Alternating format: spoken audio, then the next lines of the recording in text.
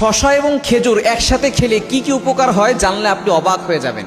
এই শশা এবং খেজুর নবী সাল্লাল্লাহু আলাইহি ওয়াসাল্লাম নিজেও খেতেন এবং আম্মাজান আয়েশা রাদিয়াল্লাহু তাআলা আনহাকেও খেতে বলেছেন। এটা আবু দাউদ শরীফের 3903 নম্বর হাদিসের ভিতরে রয়েছে।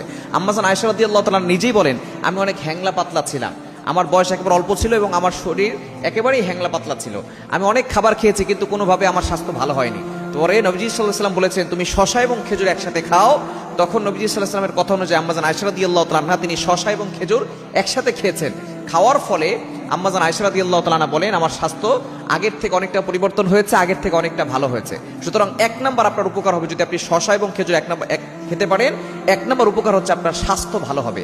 অনেকেই আছেন হ্যাংলা পাতলা, অনেকেই আছেন স্বাস্থ্য একটু ভালো করতে চান, তারা যদি শশা এবং খেজুর একসাথে খেতে পারেন দেখবেন আপনার স্বাস্থ্য ভালো হবে। এবং দ্বিতীয় নাম্বার হচ্ছে চেহারা সুন্দর হবে, আপনার চেহারার লাবণ্যতা বাড়াবে, আপনার চেহারার যে কিউটনেস আছে এগুলো আপনার বাড়াতে সহায়তা করবে শশা এবং খেজুর একসাথে খাবেন। আমরা অনেকে বাইরের খাবার খাই, প্যাকেটজাত খাবার খাই, এগুলো খাবেন না। আপনি খেজুর খাবেন, শশা খাবেন, এগুলো শরীরের জন্য খুবই উপকার। বর্তমানে আলহামদুলিল্লাহ অনেকেই স্বাস্থ্য সচেতন, অনেকেই আলহামদুলিল্লাহ খাবারটাকে চেঞ্জ করছেন, তারা প্যাকেটজাত খাবার বাদ দিয়ে তারা যেই খাবার খেলে উপকার হয় সেগুলো খাওয়ার চেষ্টা করছেন। আলহামদুলিল্লাহ, যদি আপনার চেহারা সুন্দর করতে চান তাহলে শশা এবং খেজুর খাবেন। এবং 3 নাম্বার, শশা এবং খেজুর একসাথে খেলে আপনার যৌন শক্তি বৃদ্ধি পাবে। অনেকেই দেখা যাচ্ছে ইয়াং পিপলরা গোপন গুনাহ করতে করতে দেখা যাচ্ছে তাদের যৌন শক্তি হারিয়ে ফেলছে। যারা শশা এবং খেজুর একসাথে খাবে তাদের যৌন শক্তি বৃদ্ধি পাবে ইনশাআল্লাহ।